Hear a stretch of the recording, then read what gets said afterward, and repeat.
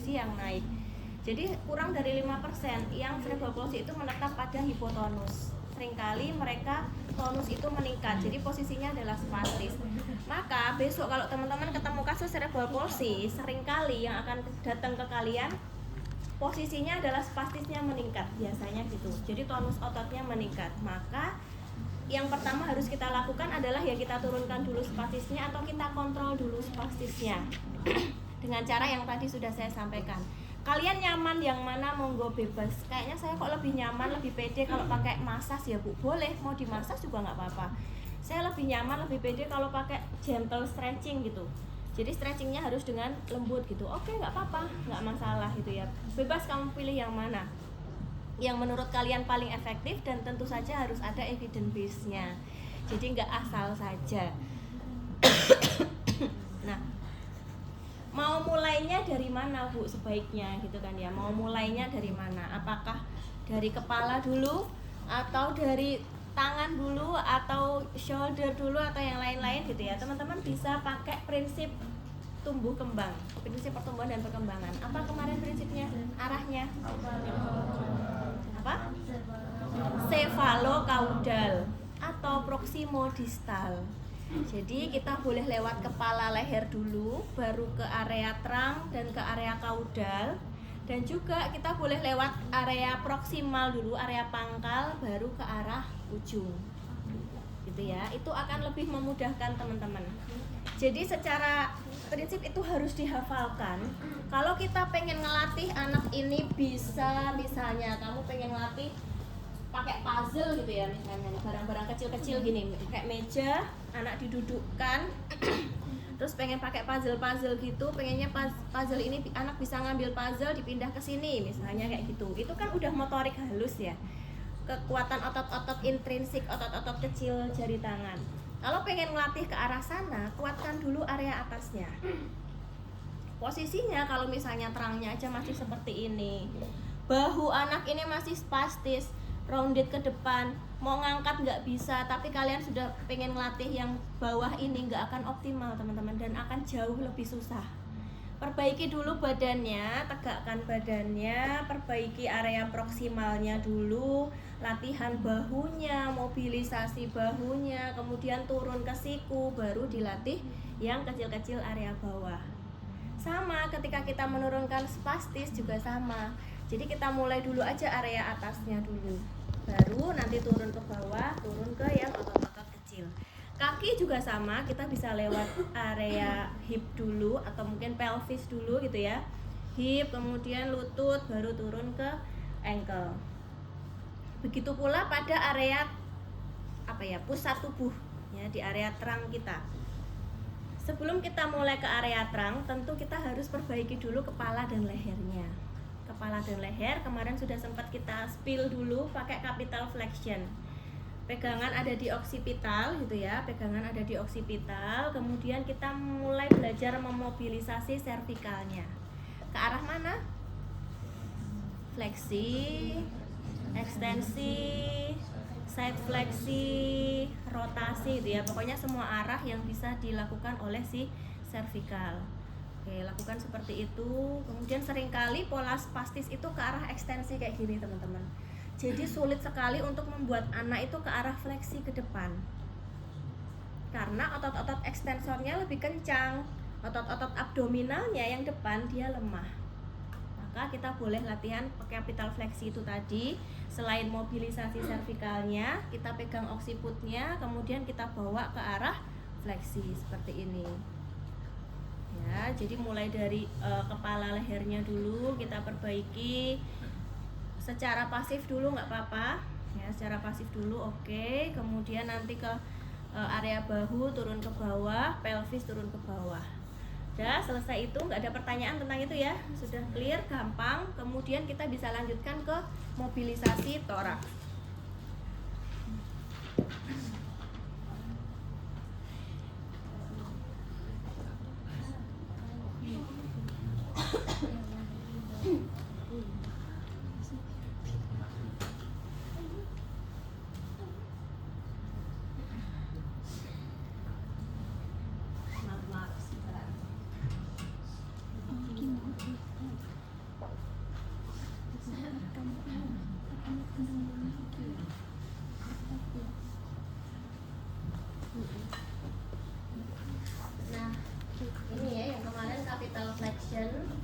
kemudian koreksi postur dan aksis gerakan, mobilisasi servikal yang tadi, kemudian flexi neck ya yang tadi menghasilkan connective flexor movement, neck elongation, preaminalary posture untuk capital flexion. Nah, kemudian kita bisa lanjutkan dengan mobilisasi terang. Pernah dengar tentang mobilisasi terang? Pernah? Pernah melakukan? Pernah kayaknya di dewasa ya? Atau pernah nggak sih? Kuliah apa ya? Terapi latihan ya kayaknya ya. Mobilisasi terang yang kalian pernah pelajari pada dewasa posisinya gimana? Duduk atau berbaring? Berbaring. Oh duduk. Terus diarahkan kemana? Seingat teman-teman. Kemana Naila? Apakah yang berbaring terus difleksikan gini, kemudian dibawa ke arah rotasi gini? Ya bukan. Oh bukan. Salah. Terus iya. Duduk ini. Lupa semester berapa terapi latihan? Duduk berarti. Duduk posisi pasien seperti ini. Ke bawah ke rotasi kan, putar kan, berarti rotasi. Sama pada anak-anak juga seperti itu. Jadi ke arah lateral fleksi, ekstensi dan juga rotasi. Kenapa fleksi enggak gitu ya? Kenapa fleksi tidak? Karena pada saat posisi didudukkan seperti ini, seringkali memang arahnya itu sudah ke arah fleksi. Jadi yang jauh kita butuhkan adalah justru membawa terang ini ke arah ekstensi. Sama kayak kalau kita ngantuk gitu ya teman-teman. Ngantuk itu kan biasanya kepalanya akan jatuhnya ke depan. Karena bebannya lebih berat yang depan daripada yang belakang. Terang juga sama. Ketika dia ada kelemahan, jatuhnya seringkali akan membentuk huruf C ke depan gini. Maka yang lebih kita butuhkan adalah ke arah ekstensi. Oke. Secara umum untuk mobilisasi terang arahnya itu tadi, caranya ketika anaknya masih kecil, posisinya ukuran anaknya masih kecil, posisinya adalah didudukkan seperti ini, ya. Namanya melakukan mobilisasi atau latihan gerak, baik itu aktif, pasif gitu ya. Pasti ada dua yang bertindak di tangan kita. Satu sebagai fiksasi, satu sebagai mobilisasi. Itu hukumnya wajib. Nggak boleh hanya mobilisasi saja tanpa adanya fiksasi. Sama ketika kita melakukan mobilisasi terang juga sama, kita harus melakukan fiksasi dan juga nanti ada bagian tangan kita yang memobilisasi. Dudukkan anak, kemudian posisikan duduknya bersila, ya, posisikan duduknya bersila. Kalau memang nanti nggak bisa bersila karena spastisnya yang udah terlalu kuat, kalian nggak bisa nih, mau kok udah saya coba rilis sudah nggak bisa, ya sudah posisi long sitting nggak apa-apa. Fiksasi area pelvisnya. Pelvis yang difiksasi ya. Kalau kalian kuat, teman-teman boleh pakai satu tangan. Tapi pada beberapa kasus tuh saya sering kali nggak kuat teman-teman. Jadi saya pakai kaki saya, taruh di atasnya gini, bukan ditindihkan, tapi hanya untuk fiksasi saja. Jadi dia ngambang, tumpuan kita tetap di kaki kita gini. Yang memobilisasi, letakkan tangan kita di bawah ketiak. Ekstremitas atas atau tangan si anak biarkan saja. Jadi kita di bawah ketiak seperti ini. Kemudian kita lakukan gerakan yang pertama ke arah ekstensi dulu. Jadi bawa ke belakang. Anak bawa ke belakang. Fiksasinya ada di pelvis. Bawa ke belakang. Harus ada fiksasi. Kalau nggak ada fiksasi, ya ini akan naik semuanya. Kaki-kakinya, maka harus difiksasi. Karena tujuan kita adalah untuk mengulur vertebrenya. Ya, ada fiksasinya, kemudian kita tarik ke belakang. Ini untuk ekstensi. Kemudian lateral fleksi ya, lateral fleksi dulu. Fiksasinya sama di pelvis, tangan kita boleh pindah ke crista iliaca. Karena gerakannya ke arah lateral, supaya lebih memfikskan lagi, pegangan pindah ke crista iliaca. Bisa ya mempalpasi crista iliaca ya. Nah, bawa ke lateral fleksi. Nah, setelah lateral fleksi, kita bawa ke rotasi, putar. Pegangannya sama di bawah ketiak, jadi pegang di bawah ketiak gini, kemudian bawa ke arah rotasi, sebelumnya tadi ke arah lateral fleksi. Kemudian satunya sama, pindah tangannya, fiksasi pada crista iliaca, bawa ke lateral fleksi dan juga bawa ke rotasi. Oke, dosisnya berapa? Nggak ada dosis pastinya, teman-teman boleh ulang sampai merasa pasien ini sudah mengalami perbaikan alignment. Alignment tahu ya, garis tengah tubuhnya itu loh. Seringkali pada anak-anak dengan cerebral palsy, gangguan postur gitu ya, postur itu nggak bisa tegak kayak gini. Nah, teman-teman lihat kan dia cukup tegak ya badannya. Kadang-kadang disertai dengan adanya skoliosis. Skoliosis ditambah ada rotasi. Nah, ini yang perlu kita perbaiki. Kalau posisinya adalah skoliosis seperti ini, berarti nanti dosis yang ke arah lateral fleksi ke sana, ke kiri harus ditambah dibandingkan sisi yang kanan. Karena tujuan kita adalah membuat stretching supaya dia lurus alignmentnya. Tuh. Yang kedua, kemudian seringkali teman-teman akan temui rounded shoulder. Rounded shoulder itu bahunya seperti ini, round atau membentuk lengkung ke depan. Ketika kalian menemui rounded shoulder, bahu menekuk ke depan, melengkung ke depan, nggak bisa kita koreksi hanya dengan ekstensi saja atau lateral fleksi atau rotasi saja. Teman-teman perlu bawa bahu ini ke arah retraksi. Ya, caranya juga sama, kita berikan fiksasi ini, kemudian tegakkan kepalanya, kita bawa ke arah retraksi. Pegangan ada di shoulder, jempolnya di belakang gini, kemudian bawa ke belakang. Koreksi ke arah retraksi untuk memperbaiki rounded shoulder. Mungkin beberapa dari kalian juga ada ya yang rounded shoulder. Kalian kan rajin belajar setiap hari, baca buku, baca jurnal, one day one jurnal. Itu kan kalian banget ya. Ya kan. Jadi pasti wes bahunya rounded, kepalanya forward, kebanyakan belajar gitu kan ya. Jadi harus dibawa ke arah retraksi. Nah, kalau untuk memperbaiki forward headnya itu harusnya latihannya adalah chin tuck teman-teman. Ya, jadi dibawa si dagu ini ke belakang. Nah, untuk anak-anak dengan cerebral palsy, gangguan postur itu sangat-sangat sulit. Karena belum tentu dia, satu, mengerti instruksi kita, yang kedua, belum tentu dia bisa melakukan apa yang kita inginkan karena adanya kelemahan otot itu tadi. Tapi yang penting teman-teman tahu prinsipnya. Untuk memperbaiki forward head berarti harus chin tuck. Untuk memperbaiki rounded shoulder dibawa ke arah retraksi.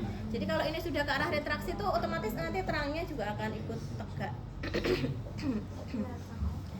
Nah, sebelum ke sana harusnya teman-teman lakukan rilis dulu di area pectoralisnya.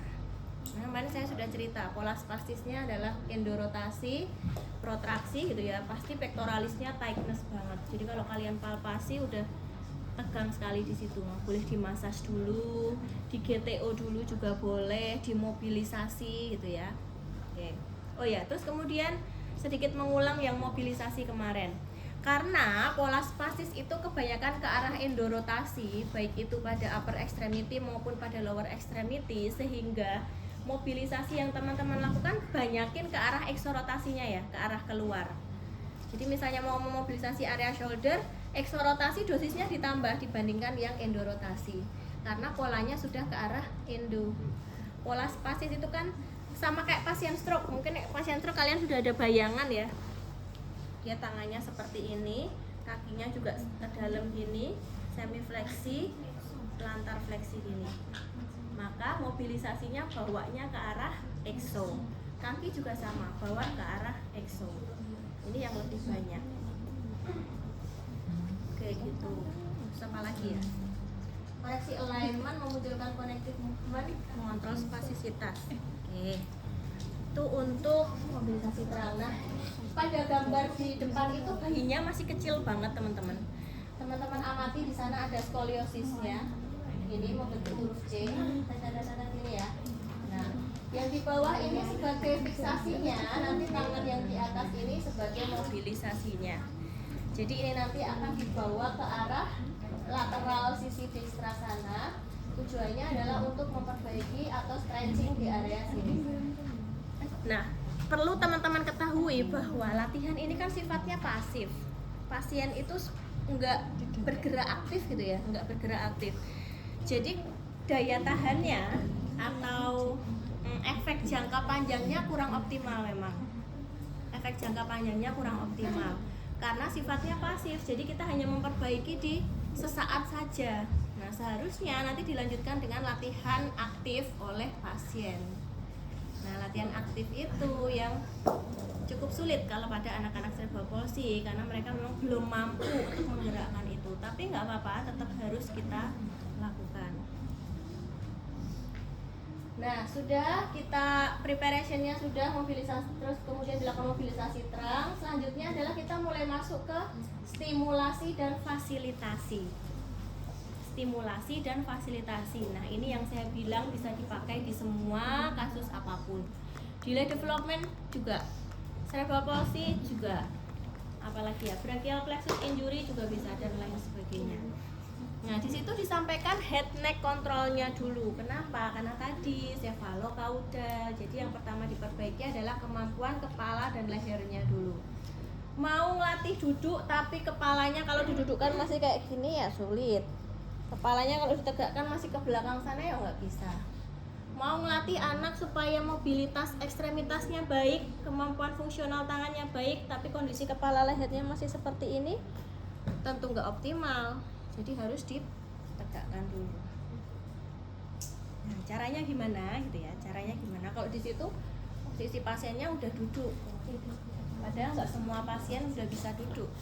Seringkali kita ketemu pasien CP baru bisa berbaring, bahkan baru bisa miring atau berguling aja belum optimal gitu ya. Maka yang kita lakukan dengan cara di matras dulu, dibaringkan dulu, di apedal. Posisinya adalah kita bisa bawa anak ke arah tengkurap. Sudah pernah megang anak kecil belum? Mungkin tugas dari mata kuliah yang lain. Jadi masas, udah pernah masas? Ya, tapi masas aja ya? Udah belajar menengkurapkan bayi? Belum. Cara menengkurapkan bayi itu ya teman-teman ya.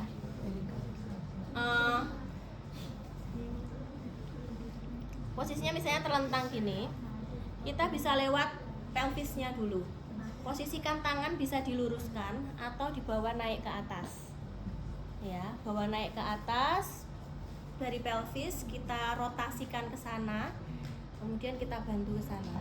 Nah, ini tengkurap. Ya, kalau masih kecil banget akan jauh lebih mudah. Jadi nggak harus sampai kayak gini. Teman-teman langsung aja gendong dari sininya, bawa ke arah tengkurap ke sana. Ini juga boleh. Pada anak-anak bayi usia kurang dari 2 bulan, itu kan kemampuan kepalanya belum baik. Jadi setiap kita mau menggerakkan, memobilisasikan anak, harus selalu dipegang area lehernya, bagian belakang. Karena dia belum mampu tegak. Nanti biasanya 3 bulan sudah mulai tegak, jadi sudah mulai bisa tuh kita tengkurapkan tanpa memegang kepalanya. Oke, sudah tengkurap. Ketika posisi tengkurap, posisi yang nyaman bagi anak itu tangan bukan di posisi samping, tapi di sisi lateral gini. Ini. Ya. Dan jangan lupa teman-teman amati, seringkali mereka kan belum bisa ngangkat kepala nih. Jadi dirotasikan kepalanya biar tidak menutup jalan nafasnya. Ya, dirotasikan kepalanya bebas mau ke sisi dekstra ataupun ke sisi sinistra.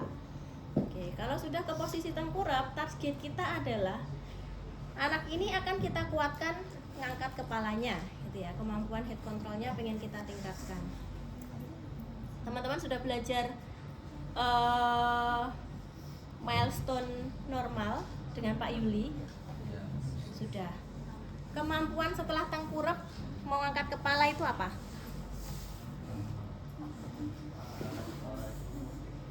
On elbow tahu nggak? Tengkurap kan kayak gini nih. On elbow itu yang ini. Ya, jadi setelah tengkurap gini, kemampuan selanjutnya anak harusnya bisa on elbow. Setelah on elbow baru on hand. Lebih tinggi, ya. Nah, itu urutannya. Maka setelah anak ditengkurapkan, kita bawa ke on elbow. kita bawa ke on elbow, harapannya ketika kita bawa ke on elbow itu anak nanti akan ngangkat kepalanya. Caranya posisinya seperti ini, kita pegang area sikunya gitu ya, kemudian kita tarik ke dalam. Ini harapannya nanti dia akan posisi seperti ini, maka kepala harusnya dia bisa naik ke atas, tapi seringkali nggak bisa naik ke atas. Jadi harus kita tambahkan stimulasi, misalnya dengan sesuatu di depan. Biasanya sih yang anak-anak tuh HP gitu ya, seringnya ya handphone atau mainan yang berbunyi, atau ayah ibunya ngajak ngobrol nyanyi di depan misalnya kayak gitu. Harapannya supaya kepalanya mau naik ke atas. Kalau belum mampu juga boleh kita bantu dengan cara kita bisa pegang area pelipisnya, angkat ke depan sambil tangan kita yang bawah memfiksasi on elbow-nya ini. Atau juga kita bisa berikan stimulasi dulu di bagian lateralnya dari processus spinosus, kita tekan-tekan ya untuk memberikan stimulasi pada otot erektor spine yang di area cervicalnya untuk membantu anak supaya lebih mudah untuk mengangkat kepala. Nah, kadang-kadang kita butuh bantuan kayak segitiga, itu namanya wedges. Segitiga itu ya, ibaratnya ini segitiga. Segitiga yang di belakang tuh ada sebetulnya, itu selalu besar. Segitiga itu kita letakkan di bagian dada sini teman-teman. Ya, ini untuk membantu anak ngangkat kepalanya. Jadi ada tambahan tambahan sesuatu lagi supaya anak lebih mudah lagi untuk ngangkat kepalanya. Oke, gitu ya. Head control itu latih berulang kali, upayakan anak gerak aktif. Jadi jangan semuanya dari kita. Meskipun nanti mungkin nggak ada pergerakan, tapi upayakan anak gerak aktif. Memang latih pediatri capek, kadang-kadang capek ngomong juga, capek nyanyi gitu ya, karena anak maunya nyanyi. Oke, sudah gitu. Selain dari tengkurap, kita bisa dudukkan anak, kemudian seperti yang digambar, kita bisa lakukan aproksimasi, tekan ke sisi kaudal. Harapannya ketika kita lakukan aproksimasi akan ada reaksi tegak ke atas, baik pada trunk maupun pada kepalanya. Nah, gambar yang di bawah itu kalau sudah baik banget head controlnya, baru ditambah mainan-mainan. Anak diminta untuk memindahkan ini. Ini sih untuk meningkatkan keseimbangannya juga. Oke. Tuh, untuk head control sudah clear. Kemudian ini fasilitasi duduk. Untuk melatih duduk sama kayak kalian melatih dewasa duduk. Posisinya dari berbaring dibawa kemana dulu? Miring, ya miring dulu. Ya, miring, kemudian tangan diminta untuk menumpu, bahu kita bantu untuk duduk. Pegangan kita ada di pelvis untuk narik. Di posisinya miring seperti ini, baru diposisikan duduk bersila. Kalau di gambar itu posisi awalnya adalah dari tengkurap. Jadi posisi tengkurap gini, kemudian pelvisnya kita tarik ke belakang. Ini baru miring, kemudian duduk. Nah, ini untuk melatih duduk.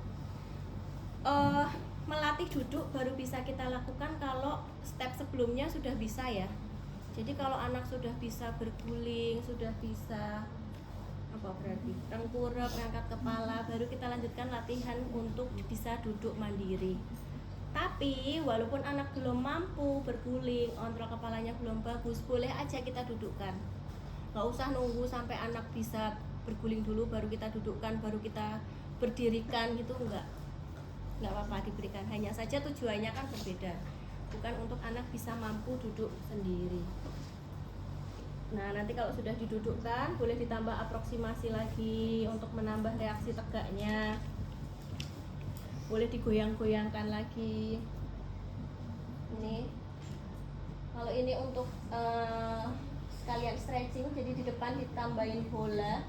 Nanti bola didorong ke arah fleksi, ekstensi. Kalian tuh ada Zoom jam 9 kan ya? Bener toh? Saya dipesani prodi jam 9, nanti mahasiswa harus ikut Zoom dulu gitu.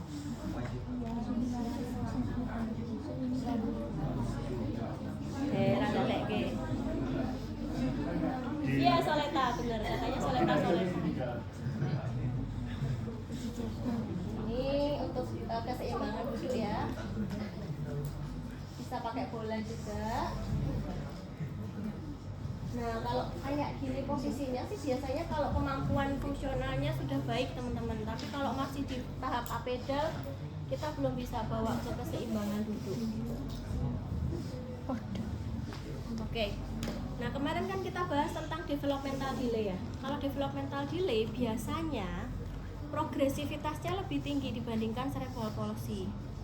Ya, karena seringkali kalau pada developmental delay itu etiologi atau penyebabnya nggak terlalu berat seperti masalah neurologis kayak cerebral palsy.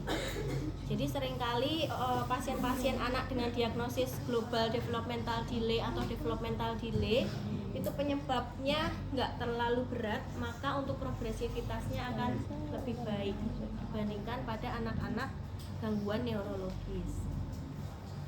Oke, itu kita sampai di fasilitasi duduk. Kemudian saya lupa, tadi mobilisasi terangnya belum selesai ternyata teman-teman. Kalau anaknya kecil, saya kan tadi baru cerita, kalau anaknya kecil didudukkan gini gitu ya. Kalau anaknya sudah terlalu besar, sekalian gitu misalnya, tingginya mau didudukkan ya tenggelam terapisnya ya toh. Maka di posisinya berbaring saja. Untuk mobilisasi terangnya nggak bisa banyak, hanya paling difleksikan seperti ini, kemudian dibawa ke rotasi. Rotasi sini Mbak, kamu aja Mbak. Berbaring, kepala di sana, turun ke bawah, tidak turun lagi, biar kepalanya turun di matras, turun ke sini. Oh iya. Oke, nah jadi posisi kalau bayinya pasien kita sudah besar gitu ya. Untuk mobilisasi terangnya sambil berbaring saja, kita bawa ke fleksi, tangannya di sisi lateral, kemudian kita gerakkan ke arah fleksi untuk area lumbalnya. Jadi kita dominannya ke area lumbal, kemudian kita rotasikan. Nah, rotasinya nanti ke arah dextra dan sinistra, pegangannya di area pelvis, fiksasinya ada di shouldernya. Mbak. Terus posisi satunya sana, pegangan di area belakang pelvis, fiksasi di area shoulder. Dorong ke arah rotasi. Gitu. Jadi paling kita hanya bisa mobilisasi di area lumbal saja. Oke, sekarang duduk Mbak, madep ke sana.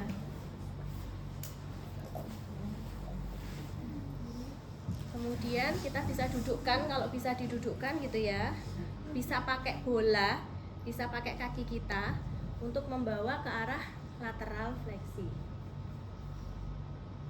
Fiksasinya sama di sana, bawa ke arah lateral fleksi, diulur. Ya, bisa pakai bola untuk menggantikan kaki kita.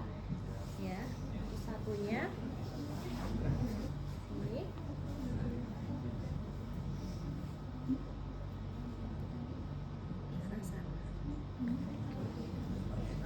Kemudian tadi yang retraksi itu pegangannya ada di sini, tangan apa jempol kita ada di sisi belakangnya, bawa ke arah retraksi. Nah gitu ya. Sekarang teman-teman praktekkan untuk mobilisasi terang, baik pada bayi posisi duduk dan juga pada dewasa, ditambah fasilitasi head neck control dan juga latihan ke arah duduk. Oke, silahkan nanti jam 9 boleh buka HP dulu, ikut Zoom dulu dari Prodi. Makasih ya Mbak.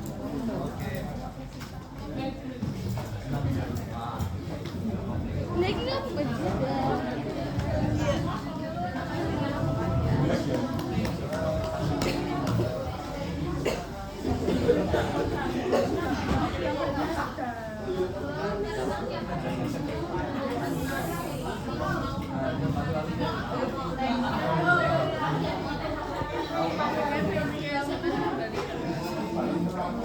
kan